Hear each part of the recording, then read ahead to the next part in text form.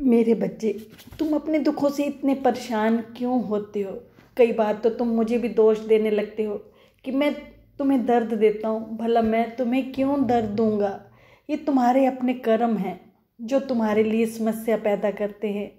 अगर तुम मेरी ओर आते हो तो मैं तुम्हें बुरे कर्मों से बचाता हूँ। मैं आज तुम्हें एक बात बड़ी अच्छी तरह समझाता हूँ, तुम ध्यान से उस बात को सुनना। जब एक व्यक्ति कर्मों के दलदल में फंसा होता है तो लाख कोशिश व छटपटाहट के बावजूद किनारा दिखाई देते हुए भी वहाँ नहीं पहुँच पाता। उसके मन में दलदल से निकलने के लिए हर वक्त खलबली मची हुई है। मेरे बच्चे, तुम जितना दुखों के बारे में सोचोगे उतना ही दुखों में धंसते जाओगे। पर तुम धीरज से, सहज स्वभाव से कोशिश करोगे तो मेरे बच्चे संभव है कि तुम कर्मों की दलदल में और नहीं धंसोगे और बाहर निकलने का रास्ता ढूंढ लोगे। रास्ता नहीं भी मिला तो हो सकता है कोई चलता राहगीर मदद के लिए हाथ आके बढ़ा दे।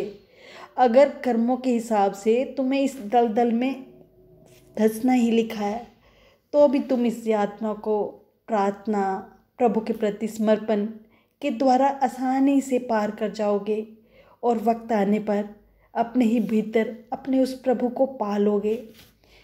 और 9 में से 10 दफ़ा तो प्रभु स्वयं तुम इसे दलदल वाले कष्ट से बचा लेंगे। मेरे बच्चों, मान लो कि तुम्हें इस दलदल में धंसना ही है, स्नान करना ही है, तो हाय तौबा मचाते हुए ये मत कहो कि हे प्रभु, तुम मेरे साथ ये सब क्यों कर रहे हो। अपितु धीरज से प्रभु से ये कहो कि प्रभु, ये तेरा प्रसाद है मेरे सिर माथे पर, मैं इसे खुशी से स्वीकार करता हूँ। तब देखना मेरे बेटे, जो तुम्हारा ईश्वर और गुरु है वो कितना खुश होगा और गौरव महसूस करेगा। हर इंसान जो दुखी है वो अपना भाग्य बदलना चाहता है क्योंकि वो अपने दुखों से बहुत परेशान है। ये स्वाभाविक है मेरे बच्चे। पर मेरे बच्चे, भाग्य कैसा भी हो उसे प्रभु इच्छा समझकर स्वीकारने वाला अपने गुरु और ईश्वर को बहुत प्रिय होता है और वो जल्दी ही अपने कर्मों के लेखे जोखे से खुद को मुक्त कर लेता है।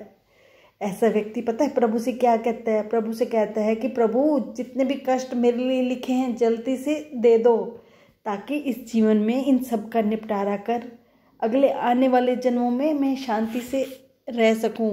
वो अपने प्रभु को खुश देखना चाहता है। वो अपने प्रभु से ये कहता है कि प्रभु, मेरे ऊपर चाहे कष्टों के कितनी भी झड़ी लगा दो, बस केवल एक कृपा करना कि मैं सहज भाव से, शांत मन से प्रार्थना करते हुआ बस आपकी ओर पूर्णता से समर्पित रहूं, ताकि प्रभु आपको मुझ पर गर्व हो और आप मुझसे कहो कि बच्चा, जब इस तरह तुम मुझसे प्यार करते हो तो मेरे चेहरे पर मुस्कुराहट आ जाती है कि मेरा बच्चा धीरे धीरे सीख रहा है। सच में मेरे बच्चे, जब तुम दुखों को सहन करते हो और प्रभु से कोई शिकवा नहीं करते और फिर भी प्रभु से प्यार करते हो तो ईश्वर बहुत खुश होता है कि उसका बच्चा उसे सचमुच प्यार करता है। मेरे बच्चे, इस अहम रूपी नारियल को तोड़ो और प्रभु के चहेते बनकर कष्टों के तालाब में डुबकियां लगाने के लिए हमेशा तैयार रहो। कोई व्यक्ति जिससे तुम्हें कोई कष्ट पहुंचता है तो प्रभु के द्वारा भेजा हुआ प्रसाद समझो। कष्टों को सहते हुए और बहते हुए हर एक आंसू को उस मोती की तरह समझो जो तुम्हारे प्रभु के गले की माला में जाकर सजने वाला है। जीवन में जब भी कोई कष्ट रूपी तूफान या हलचल हो तो समझ जाओ कि प्रभु का खास ध्यान इस वक्त तुम्हारी ओर है। तुम्हारा प्रभु चाहता है कि तुम जल्दी जल्दी इस तूफान से, कश्ती से बाहर निकलो और दूसरे छोर पर खड़े प्रभु से जल्द जाकर मिलो, क्योंकि मेरे बच्चे यही अंतिम सत्य है, यही तुम्हारे जीवन का उद्देश्य है। मेरी बात को समझ लो और इसको अमल करो तो तुम जिंदगी में कभी भी दुखी नहीं रहोगे। मैं तो चाहता हूँ मेरे बच्चे हमेशा खुश रहें और मुझसे प्यार करते रहें। बस आज इतना ही। अगर आपको बाबा के संदेश अच्छे लगते हैं तो प्लीज़ लाइक करें, सब्सक्राइब करें, शेयर भी करें, ताकि जो भी बाबा के संदेश हैं वो सब लोगों तक पहुँच पाए। ओम साईं राम।